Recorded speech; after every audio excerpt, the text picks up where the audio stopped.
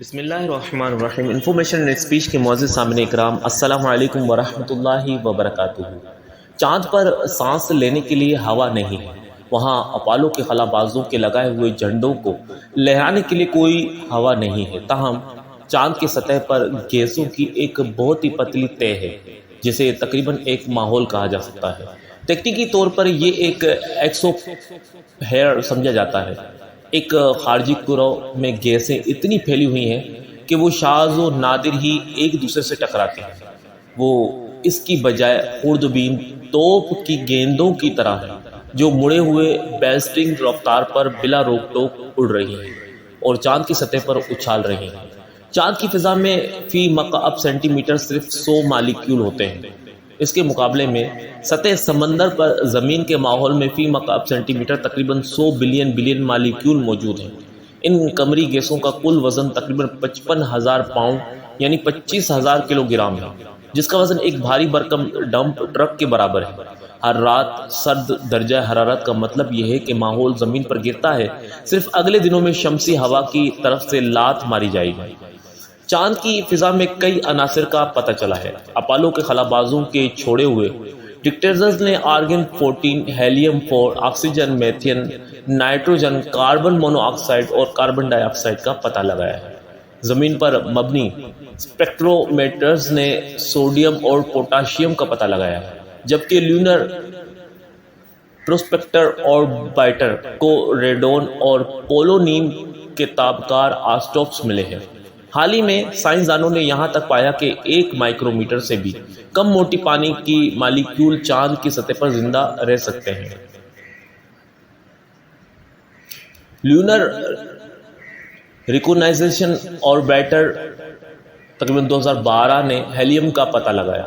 اب سوال یہ بنتا ہے کہ کیا ہیلیم چاند کے اندر سے پیدا ہوتا ہے، مثال کے طور پر چٹانوں میں تابکار کشی کی وجہ سے یا کسی بیرونی ذرے سے، جیسے کہ شمسی ہوا، LRO کے LAMP آلے کے پرنسپل۔ تفتیش کار اور کولراڈو میں ساؤتھ ویسٹ ریسرچ انسٹی ٹیوٹ کے محقق ایلین اسٹرنگ نے ایک بیان میں کہا کہ چاند کے ماحول کا ایک ذریعہ باہر نکلنا ہے۔ چاند کے اندرونی حصے سے گیسوں کا اخراج عام طور پر تابکار کشی کی وجہ سے چاند کے زلزلوں کے دوران گیس سے باہر نکلنے کے واقعات بھی ہو سکتے ہیں۔ چھوڑے جانے کے بعد ہلکی گیسیں تقریباً فوراً خلا میں نکل جاتی ہیں۔ اوٹ گیسنگ تناؤ والے ماحول کو بھر دیتی ہے۔ سورج کی روشنی، شمسی ہوا اور چاند کی سطح سے ٹکرانے والے مائکرو میٹیورائٹس کے اثرات سے وہ گیسیں بھی خارج ہو سکتی ہیں جو چاند کی مٹی میں دفن ہو گئی، ایک عمل جسے پھٹنا کہا جاتا ہے۔ یہ گیسیں یا تو خلا میں اڑتی ہیں یا چاند کی سطح کے ساتھ اچھالتی ہیں۔ پھٹنے سے یہ وضاحت ہو سکتی ہے کہ چاند کے گڑھوں میں پانی کی برف کیسے جمع ہوتی ہے۔ چاند سے ٹکرانے والے 2 میکیت نے سطح پر پانی کے کچھ مالیکیول چھوڑے ہوں گے، اس کے بعد کچھ مالیکیول سیاہ قطبی گڑھوں میں جمع ہوئے ٹھوس برف کے بستر بناتے ہیں، جن پر کچھ سائنسدانوں اور انجینئروں نے مستقبل کے انسانی متلاشیوں کے لیے کان کنی پر تبادلہ خیال کیا ہے۔ چاند پر سفر کرنے کی منصوبہ بندی کرنے والے خلا بازوں کے لیے دھول اور ماحول کے سنگین نتائج ہو سکتے ہیں۔ مون ڈسٹ نے اپولو کے اسپین سوٹ کو دھاگے سے اتار دیا۔ چاند کی فضا میں تیرنے والے مواد کو سمجھنے سے خلائی تحقیق کے پروگراموں کو اسپیس سوٹ اور قمری آلات کی اگلی نسل کو ڈیزائن کرنے میں مدد ملنی چاہیے۔ الٹرا وائلٹ سورج کی روشنی خارج ہونے والی گیسوں کو الیکٹران نکال کر متاثر کرتی ہیں، جس سے انہیں ایک برقی چارج ملتا ہے، جس کی وجہ سے یہ ذرات آسمان میں 1 میل سے زیادہ کی بلندی تک پہنچ سکتے ہیں۔ رات کو اس کے برعکس ہوتا ہے۔ ایٹم شمسی ہوا سے الیکٹران حاصل کرتے ہیں اور سطح کے قریب واپس آ جاتے ہیں۔ چاند کی دھول کا یہ تیرتا ہوا چشمہ رات اور دن کے درمیان حد کے ساتھ سفر کرتا ہے، زمین کے غروب ہونے کی طرح ایک چمک پیدا کرتا ہے۔ لیونر ہورائزن گلو کے نام سے جانا جاتا ہے۔ یہ اپولو مشن کے دوران کئی بار دیکھا گیا ہے۔ ناسا کے قمری سائنسدان ڈینس رچرڈ کا کہنا ہے کہ یہ ایسی چیز ہے جو ہمیں زمین پر کہیں نظر نہیں آتی، اور یہ ایک ایسی چیز ہے جس کا خلائی تحقیق سے براہ راست تعلق ہے۔ کیونکہ اگر آپ سمجھتے ہیں کہ دھول کس طرح کام کرتی ہے اور چارج کیا جاتا ہے تو آپ چاند کی تلاش کے لیے تیاری کر سکتے ہیں۔ ناسا کے قمری سائنسدان Dennis Richard Ames research laboratory نے space.com کو بتایا، تصور کریں کہ اگر دھول واقعی مضبوطی سے چارج کی گئی ہے تو آپ کو خلائی آلات میں کچھ پریشانی ہو سکتی ہے۔ یہ آپ کے سامان کو ختم کر سکتا ہے کیونکہ یہ کھرچنے والا ہے۔ اپولو خلا بازوں نے چاند کی دھول کو سخت، کھرچنے والی اور چپکنے والی قرار دیا۔ یہ آلات اور کمپیوٹرز پر تباہی مچا سکتا ہے۔ چاند پر چلنے والوں کو اس میں لپیٹ دیا گیا تھا اور جب وہ زمین پر واپس آئے تو ان کے اسپیس سوٹ تقریباً دھاگے سے خالی تھے۔ ناسا کے خلا بازوں کو چاند واپس کرنے سے پہلے چاند کی دھول کے بارے میں مزید بہت کچھ سیکھنے کی ضرورت ہوگی۔ ایک نجی جاپانی لینڈر نے چاند کی سیر کر لی ہے۔ ہیکوٹو آر خلائی جہاز پیر کی رات دیر گئے 20 مارچ چاند کے مدار میں داخل ہوا، جس نے جاپانی کمپنی اسپیس کے لیے ایک بہت بڑا سنگ میل عبور کیا، جس کے زمینی چاند کے خلا میں بڑے منصوبے ہیں۔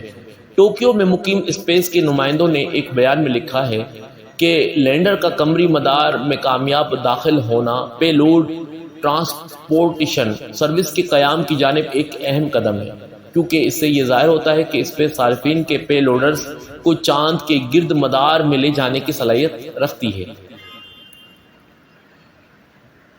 ہیکوٹو آرٹ نے 11 دسمبر 2022 کو اسپیس ایکس فیلکن راکٹ کے اوپر لانچ کیا، ایک آزمائشی پرواز کا آغاز کیا جسے اسپیس مشن 1 کہتے ہیں۔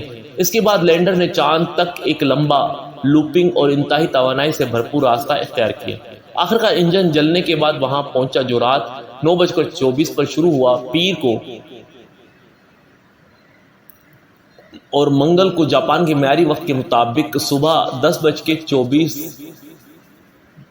پر وہاں پہنچا۔ اسپیس نے منگل کی تازہ کاری میں لکھا ہے کہ لینڈر کے مین پروپلشن سسٹم سے کئی منٹ تک چلنے والے کنٹرول سے جلنے کے بعد پنیتر بازی کامیابی سے مکمل ہو گئی اور ہیکوٹو آر کا کام بہت دور ہے۔ تاہم لینڈر اگلے مہینے کے آخر میں چاند پر اترنے کی کوشش کرے گا اگر سب کچھ منصوبہ بندی کے مطابق ہوتا ہے۔ اسپیس نے ابھی تک اس تاریخی کوشش کے لیے کسی ہدف کی تاریخ کا اعلان نہیں کیا اور یہ واقعی ایک تاریخی نشان ہوگا۔